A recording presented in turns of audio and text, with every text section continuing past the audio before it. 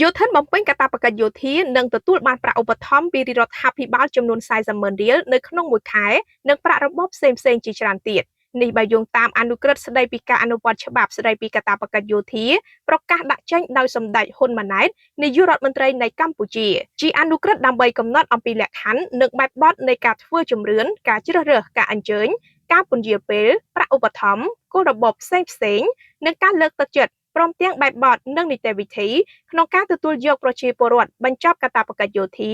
ឲ្យចូលបម្រើការងារឬបន្តការសិក្សាវិញដើម្បីធានាការអនុវត្តច្បាប់ស្តីពីកាតព្វកិច្ចយោធាប្រកបដោយតម្លាភាពគណនេយ្យភាពនិងប្រសិទ្ធភាពយោងតាមអនុក្រឹត្យការធ្វើជំរឿននឹងចាប់ផ្ដើមពីដើមខែតុលារហូតដល់ខែធ្នូលើយុវជនចាប់ពីអាយុ17ឆ្នាំដល់25ឆ្នាំហើយនឹងត្រូវបំពេញកាតព្វកិច្ចយោធារយៈពេល24ខែពលគឺ2ឆ្នាំចំពោះយោធិនកំពុងបំពេញកាតព្វកិច្ចយោធា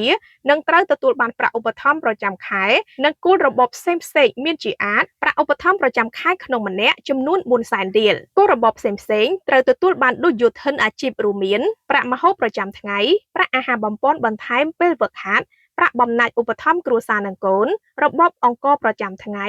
និងរបបឯកសណ្ឋានប្រយុទ្ធនិងបរិក្ខារចាំបាច់មួយចំនួនគួរបញ្ជាក់ថាច្បាប់ស្តីពីកាតព្វកិច្ចយោធាត្រូវបានប្រកាសឲ្យប្រើដោយប្រមុខរដ្ឋស្តីទីសម្ដេចហ៊ុនសែននៅថ្ងៃទី23ខែឧសភាឆ្នាំ